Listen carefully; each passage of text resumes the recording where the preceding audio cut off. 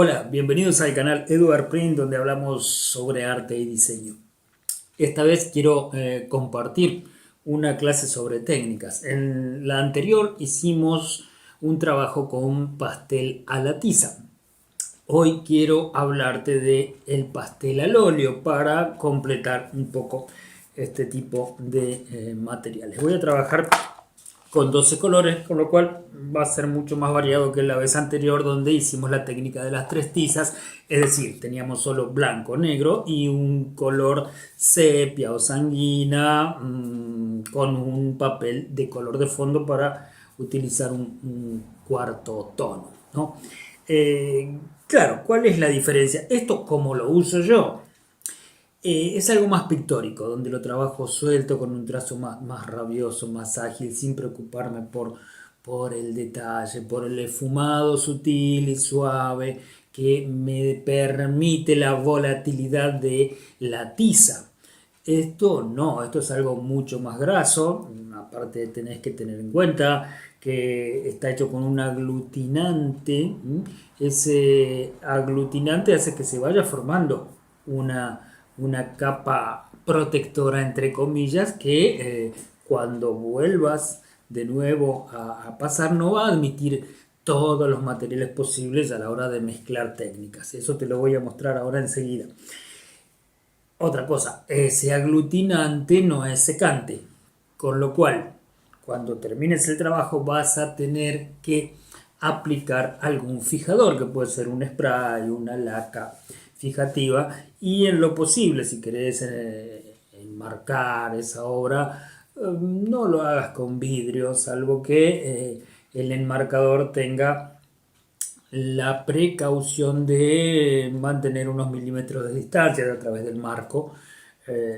Distancia, digo, entre el vidrio y el original, si no, se va a deteriorar. Entonces es preferible sin vidrio, con una laca que lo proteja del polvillo, de la intemperie. Eh, esta técnica es buena cuando vos tenés algunos alumnos que no son muy propensos al dibujo o al trabajo de la línea, sino son más bien pintores, ¿no? Que les gusta trabajar con la abstracción. Hablo de chicos y grandes. ¿Por qué? Porque esto te va a permitir trabajar como más o menos quería introducirte en la clase del pastel a la tiza, desde la mancha, ¿sí? En el pastel a la tiza logramos llegar a las líneas porque el material permite que trabajes arriba con lápiz, con crayón, con lápiz acuarelable, con lo que sea.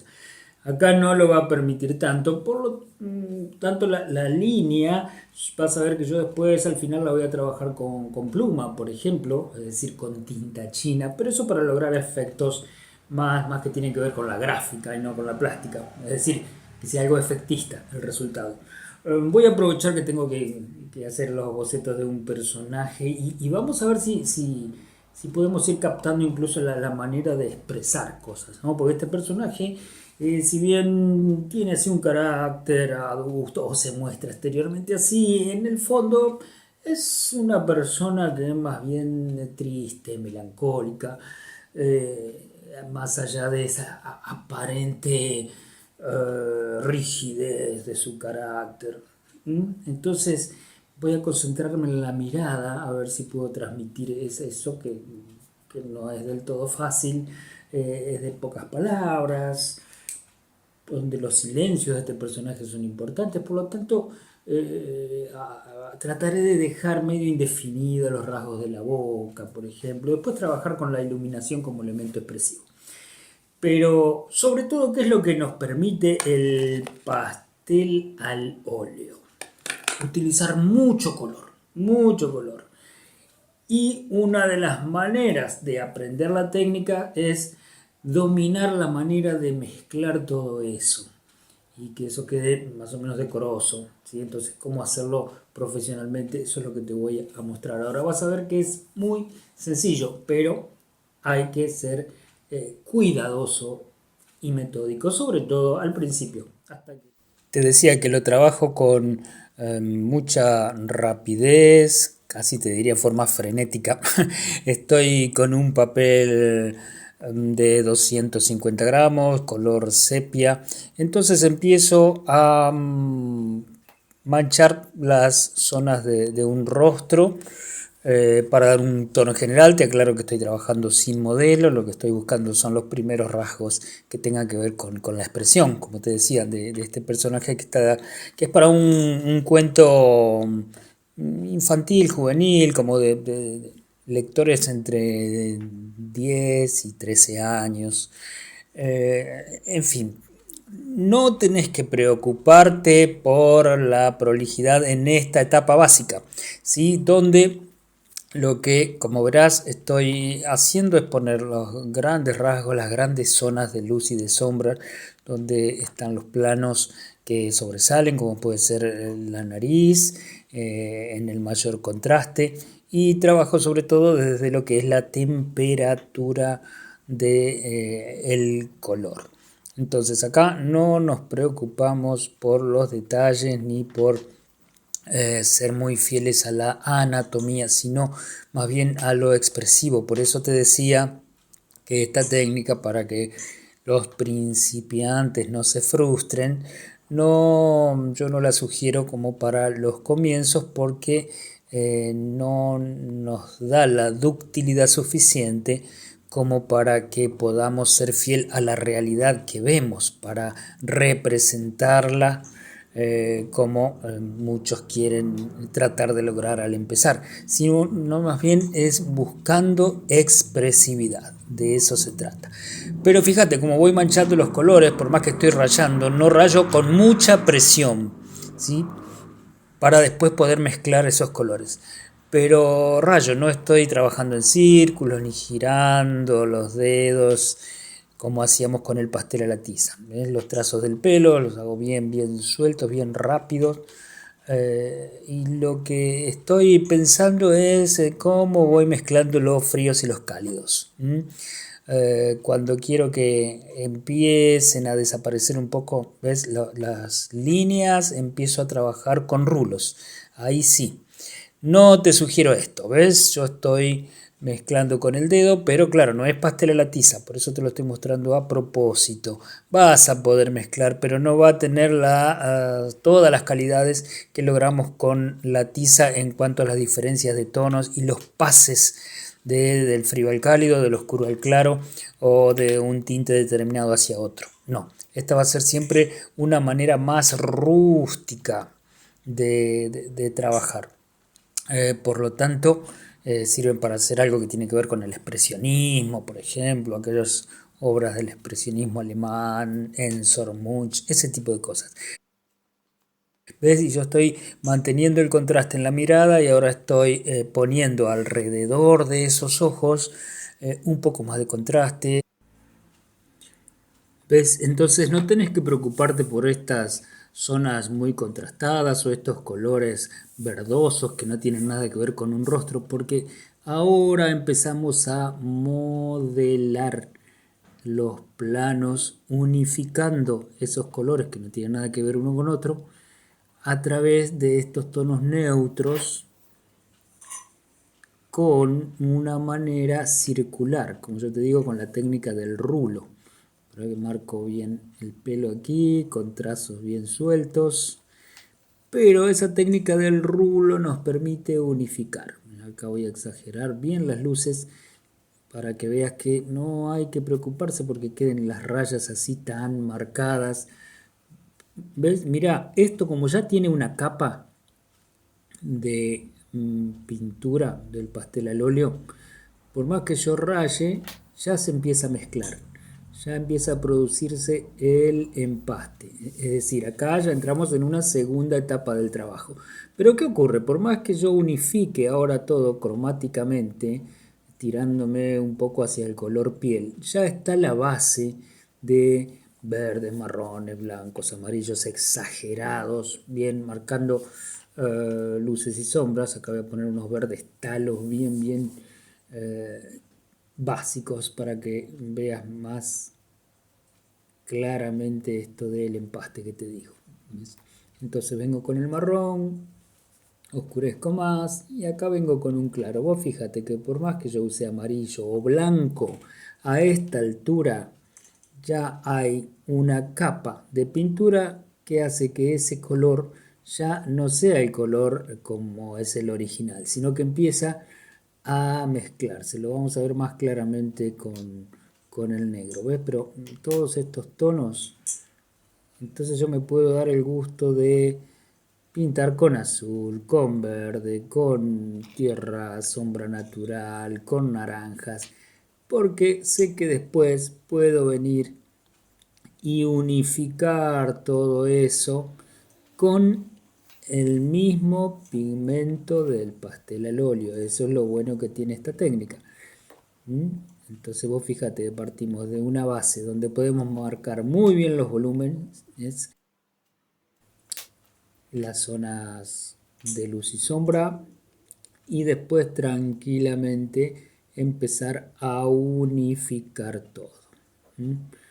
Otra de las cosas que te puedo decir es que, por ejemplo, la barra del pastel al óleo tiene dos lados. Entonces yo generalmente lo que hago es dejar un lado limpio, por ejemplo el blanco, para poder trabajar siempre con blanco, y el otro lado del blanco se me va a ensuciar.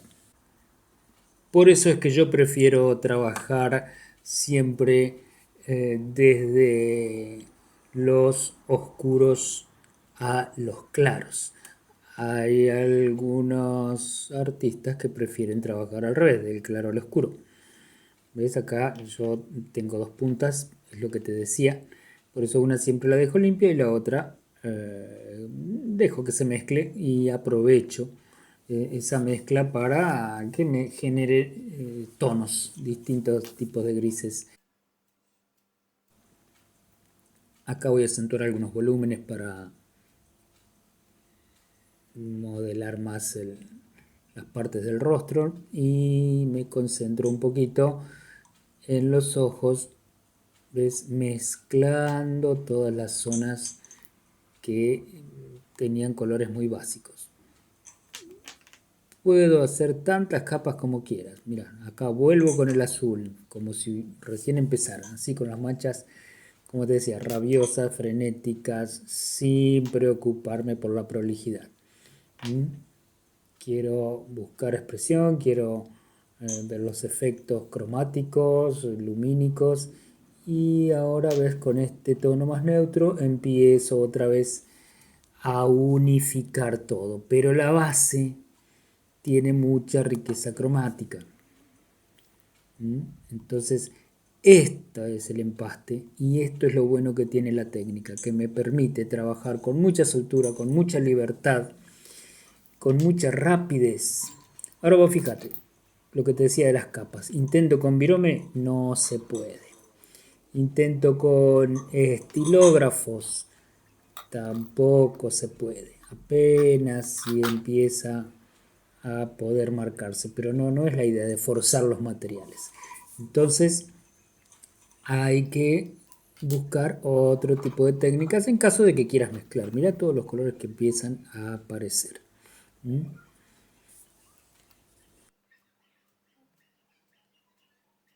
Voy a trabajar con pluma y tinta china. Aquí sí me permite marcar bien las líneas que quiero. Manchar un poco los ojos para exagerar el contraste y así buscar una determinada mirada para el ensayo de este boceto para el personaje. ¿Mm? Obviamente que acá ya vamos camino a un estilo, una técnica que nada tiene que ver con representar fielmente en forma naturalista el modelo de un rostro. Acá estamos yéndonos al lenguaje gráfico, ¿sí? Bien como para la ilustración de un cuento. Pero fíjate, mira en las mejillas toda la variedad de color.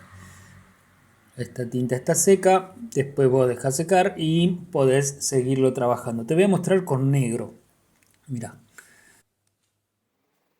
ves que ya no es un negro, pero lo importante es que vos veas cómo se maneja esta técnica para que tenga riqueza plástica. Mucho color de entrada, sin preocuparme por definir bien los bordecitos de la zona. No, manchar. Después el empaste con estos tonos neutros, sean cálidos, sean fríos, depende de qué zona, son los que me van a dar esa homogeneidad. Y como siempre te digo, uno se detiene cuando quiere, cuando sabe dónde llegó en cuanto a lo que quiere expresar, ahí para. Si no, puede seguir y seguir hasta lograr fielmente la representación lo más realista posible. Pero a veces no es lo que buscamos.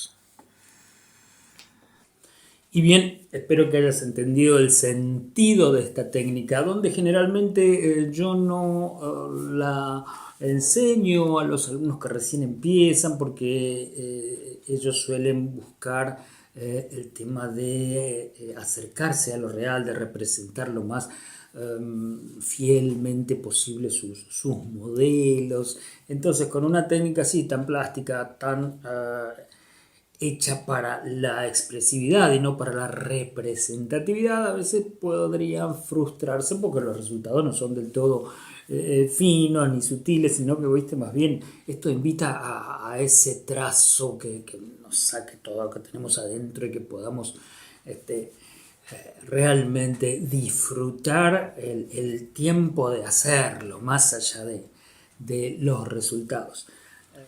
De todas maneras, es una técnica que nos permite trabajar al aire libre, por ejemplo, porque es llevar pocos materiales. Ya no es el tema de trabajar con el óleo y que tenés que llevar la guarra, la esencia de trementina, la paleta, el caballete. No, podés apoyar simplemente en un bloc tamaño A4 oficio y ahí llevas en una cajita los pasteles y listo. Y podés trabajar de manera rápida y suelta, y de por sí estas limitaciones propias de la poca sutileza del material te permite trabajar a manera de croquis, de RAF, así, sobre todo para modelos del natural o esas cosas que ves cuando salís a dibujar al aire libre. Entonces eso te va haciendo adquirir cada vez más ductilidad, más destreza y familiarizarte más tanto con los soportes como con los materiales, y sobre todo